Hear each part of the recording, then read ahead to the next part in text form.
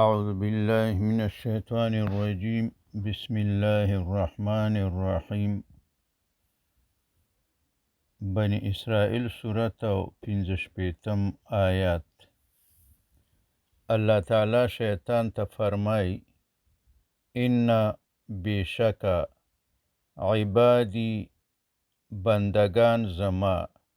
عباد بنده دایی چې د آخر کې دا یا متکلم دی ته وي د دې معنا د زما. عبادی بندگان زما یعنی زما مخلص بندگان. لیسا نشتا لکا ستا لپاره علیهم په اغوی باندې. دا علیهم علا او هم، علا او هم دا دواړه چې سره یو ځای کې علیهم، علی په هم اغوی، علیهم په اغوی باندې. سلطان هیڅ اختیار یعنی ستا د پاره زما په نیکو بندگانو مخلصو بندگانو باندې هیڅ اختیار نه لري، هیڅ زور دې پې نه رسیږي چې ګمراه یې کړي.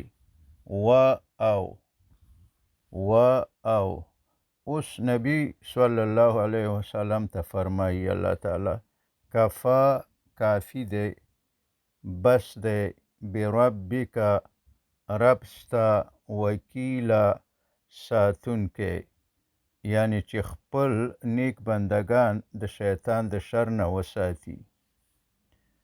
تفسیر: ان عبادی بیشک زما بندگان. دلته الله تعالی خپل خاص بندگان یادوي، مقصد هغه مؤمنان چې اخلاص لري، په الله تعالی توکل لري او د شیطان اطاعت نه کوي.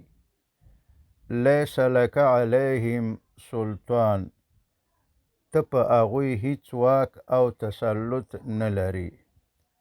دلته شیطان ته ویل کیږي چې ته یوازې وسوسې اچولی شي، ته هغوی مجبورولی نشي او نه یې زړونه کنټرولولی شي، نو اختیار د انسان په لاس کې دی. وکفا بربک وکیلا، یعنی الله تعالی ساتونکی دی، کفیل دی، ملاتړ کوونکی دی. نو که انسان په الله تعالی باندې توکل وکړي، شیطان ورته هیڅ ضرر نشي رسولی.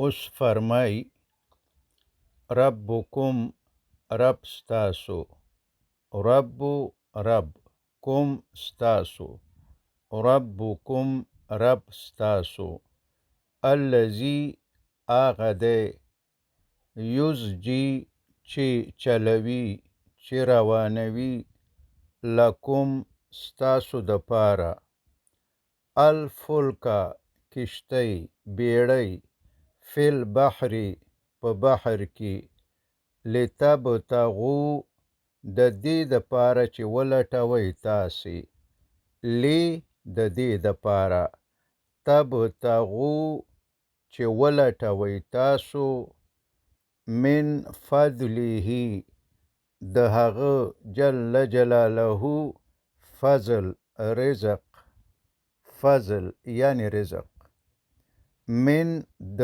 فضله د هغه جل جلاله فضل، من فضله د هغه جل جلاله فضل یعنی رزق. انه بیشکا هغه جل جلاله، ان بیشکا هو هغه جل جلاله، کان دی، بکم پتاسو، رحیمه ډیر مهربان. تفسیر: ربکم ستاسو رب. دلته الله تعالی ځان د رب په نوم معرفي کوي، یعنی هغه ذات چې پیدا کوونکی دی، روزي ورکوونکی دی، پالونکی او ساتونکی دی. دا کلمه انسان ته یادونه کوي چې ته یوازې نه یې، بلکې یو رب لري چې ستا پالنه او ساتنه کوي. الذي هغه ذات، دا د رب صفت بیانوي، یعنی هغه ځانګړتیاوې چې وروسته ذکر کیږي ټول د همدې رب کارونه دي. یزجی لکم الفلک، چې ستاسو لپاره کشتۍ روانوي، یعنی الله تعالی دی چې کشتۍ ته حرکت ورکوي.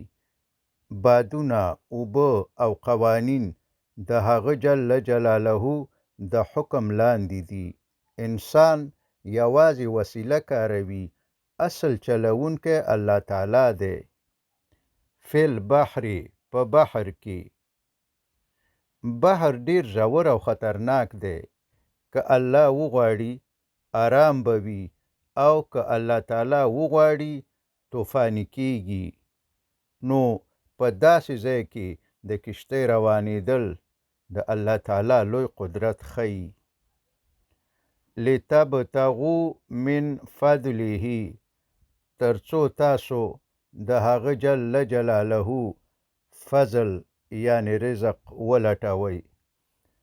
الله تعالی د کشتیو دا نظام ځکه برابر کړی چې خلک تجارت وکړي، سفر وکړي، رزق پیدا کړي او د سمندر نعمتونه ترلاسه کړي. انه کان بكم رحیما، بشکه الله تعالی پر تاسو ډیر مهربان دی. دا آیات انسان ته وایي چې طبیعت تصادفي او بې نظمه نه دی، یعنی سمندر، باد او اوبه د منظم نظام تابع دي. انسان کولی شي چې د دې نظامه ګټه واخلي. علم او ټکنالوژي هم د الله تعالی د ورکړې نتیجه ده.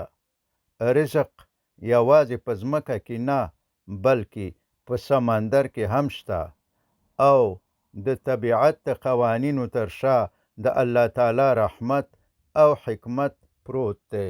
وصلی الله تعالی علی خیر خلقه محمد و آله و اصحابه اجمعین.